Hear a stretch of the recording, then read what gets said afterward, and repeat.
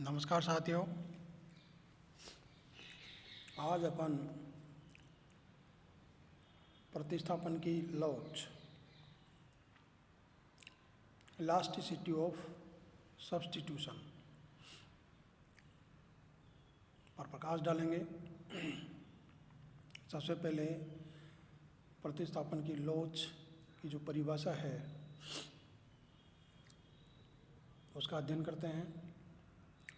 दो वस्तुओं x और y, दो वस्तुओं की मांग मात्राओं के अनुपात में होने वाले आनुपातिक परिवर्तन को प्रतिस्थापन की सीमांत दर में होने वाले आनुपातिक परिवर्तन से विभाजित करने पर प्राप्त मान प्रतिस्थापन की लोच कहलाती है।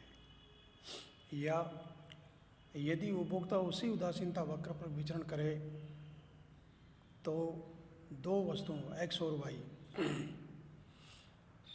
दो वस्तुओं की कीमतों के अनुपात में होने वाले आनुपातिक परिवर्तन के परिणाम स्वरूप दोनों वस्तुओं की मांग मात्रा के अनुपात में होने वाले आनुपातिक परिवर्तन को प्रतिस्थापन की लोच के नाम से जाना जाता है।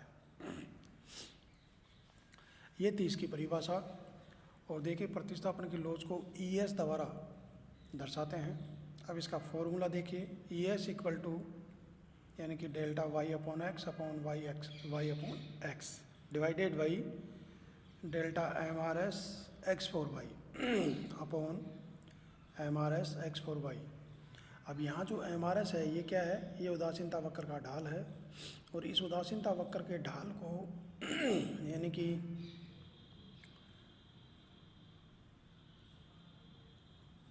x वस्तु की सीमांत उपयोगिता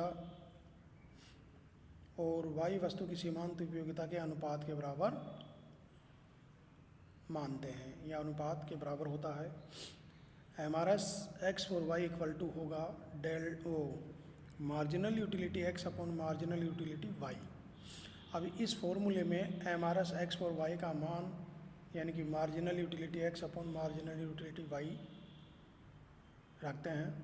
तो जो समीकरण है वो इस प्रकार होगा, ES इक्वल टू होगा delta y upon x upon y upon x divided by delta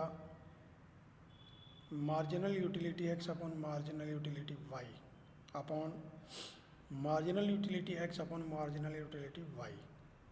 यानी कि देखिए, यहाँ पर marginal utility x upon marginal utility y equal को marginal utility x upon marginal utility y को अपन बजट रेखा के ढाल यानी कि px है अपॉन py के बराबर मानते हैं। अर्थात उदासीनता वक्र का ढाल साम्य की स्थिति में क्या होगा कि उदासीनता वक्र का ढाल और बजट रेखा का ढाल दोनों का क्या होगा? बराबर होगा। Marginal utility x upon marginal utility y equal to px upon py होगा। अब देखिए, यदि उपभोक्ता उसी उदासीनता वक्र पर विचरण करे तो यहाँ क्या करेंगे अपन? मार्जिनल यानी कि x वस्तु की सीमांत उपयोगिता और y वस्तु की सीमांत उपयोगिता की जगह अपन x वस्तु px अपॉन py लिखेंगे। तो ES इक्वल टू हो जाएगा delta y upon x upon y upon x divided by delta px upon py upon px upon py। अब ES इक्वल टू क्या होगा कि delta y upon x upon y upon x multiply by px upon py upon delta px upon py होगा। और last में जाकर के ये समीकरण को अपन इस रूम में भी लिख सकते हैं, सूत्र को ES इक्वल टू हो जाएगा px upon py upon y upon x multiply by delta y upon x upon delta px upon py। यानी ES इक्वल टू क्या होगा?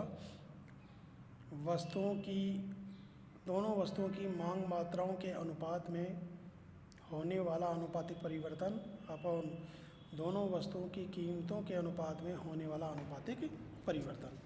ये था प्रतिस्थापन की लोच का सूत्र। और अब आप आइए यानी कि प्रतिस्थापन की लोच का मान उदासीनता वक्र की आकृति पर भी निर्भर करता है। प्रतिस्थापन की लोच का मान उदासीनता वक्र की आकृति पर भी निर्भर करता है। यानी कि अगर उदासीनता वक्र एक स्ट्रेट लाइन हो, सीधी रेखा वाला हो, तो यहाँ पर प्रतिस्थापन की लोच का मान ES का मान अनंत होगा और ये स्थिति पूर्णतः स्थानापन्न वस्तु की स्थिति में पाई जाती है। ऐसे ही अगर उदासीनता वक्र L आकृति का है तो यहाँ पर प्रतिस्थापन की लोच का मान यानी ES का मान 0 होगा और ये पूर्णतः पूरक वस्तुओं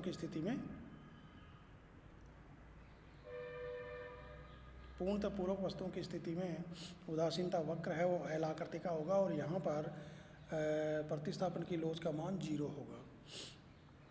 और ये ऋणात्मक ढाल का, जब उदासीनता वक्र ऋणात्मक ढाल का हो अर्थात आयताकार अतिपरवलय की तरह का हो, तो यहाँ पर प्रतिस्थापन की लोच का मान ES इज ग्रेटर देन 0 होगा और ये स्थानापन्न वस्तुओं की स्थिति में पाया जाता है। अब इन तीनों जो डायग्राम हैं इनको अगर एक ही डायग्राम में दर्शाएं, पहले स्ट्रेट लाइन, फिर ऋणात्मक ढाल का, फिर L, तो ऐसी स्थिति में क्या होगा कि मूल बिंदु से जैसे जैसे यानी कि ऊपर वाले उदासीनता वक्र पर चलेंगे तो प्रतिस्थापन की लोच का मान है वो घटता जाएगा। ये थी आपकी प्रतिस्थापन की लोच, जिसकी अपनी परिभाषा के आधार पर एक्सप्लेन किया, इसका सूत्र स्थापित किया और यानी कि प्रतिस्थापन लोच का मान है वो विभिन्न उदासीनता वक्रों के आकृति पर निर्भर करता है, जिसका अध्ययन किया। धन्यवाद।